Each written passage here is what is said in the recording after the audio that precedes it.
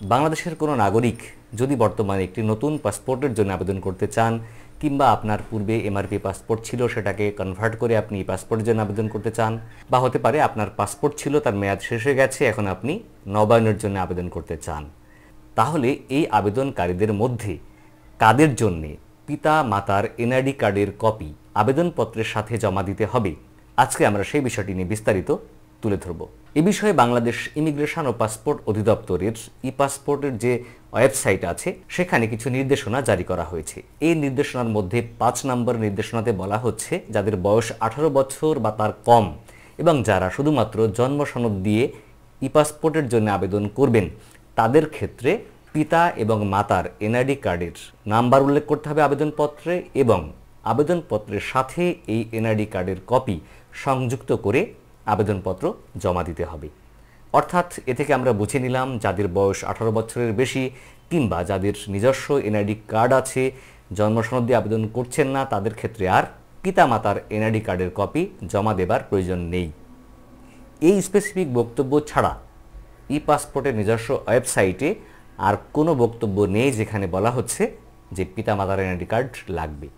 কিন্তু যদি এমন হয় বর্তমানে আপনার যে এমআরপি পাসপোর্ট আছে তাতে পিতামাতার নাম যেভাবে লেখা আর আপনার এনআইডি কার্ডে পিতামাতার যেভাবে নাম লেখা আছে এই দুটোতে পার্থক্য, সেটা কেমন হতে পারে?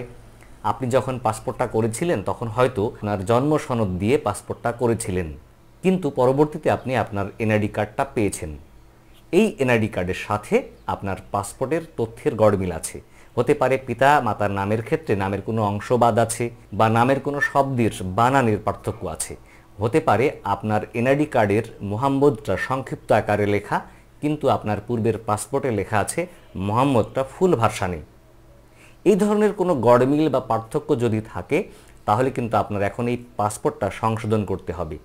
বর্তমানে যারা ই পাসপোর্টের জন্য আবেদন করছেন তাদের কিন্তু এই ই পাসপোর্ট আবেদনপত্র জমা দিতে হবে বা আবেদন করতে হবে as like your present NID card বা বার্থ সার্টিফিকেট দিয়ে আবেদন করেন, তাহলে বার্থ সার্টিফিকেটে যেভাবে আপনার নাম, পিতামাতার নাম বা জন্ম তারিখ লেখা আছে ঠিক সেভাবেই। কিন্তু কোনো কারণে যদি আপনার পূর্বের এমআরপি পাসপোর্টে আর বর্তমানে থাকা এনআইডি কার্ডে নামের পার্থক্য থাকে তাহলে কিন্তু আপনাকে এই নাম সংশোধনের জন্য আবেদন করতে হবে এবং আপনার এনআইডি কার্ড এবং পাসপোর্টের তথ্য একই রকম করতে হবে।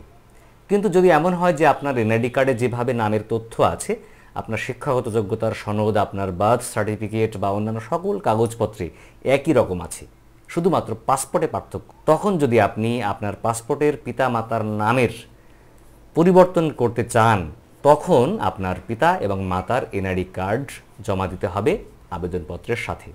ফলে এই স্পেসিফিক দুই ক্ষেত্রেই আপনার পাসপোর্ট আবেদনের কাগজপত্রের সাথে পিতা এবং মাতার এনআইডি কার্ডের কপি জমা দিতে হবে। তো বন্ধুরা, আজকে এই পর্যন্ত, দেখা হবে পরবর্তীতে আবার অন্য কোনো বিষয় নিয়ে। ততদিন ভালো থাকবেন। যারা ফেসবুকে আমাদের ভিডিও দেখছেন, ভিডিও ভালো লাগলে শেয়ার করতে ভুলবেন না, লাইক ফলো করে আমাদের সাথে থাকবেন।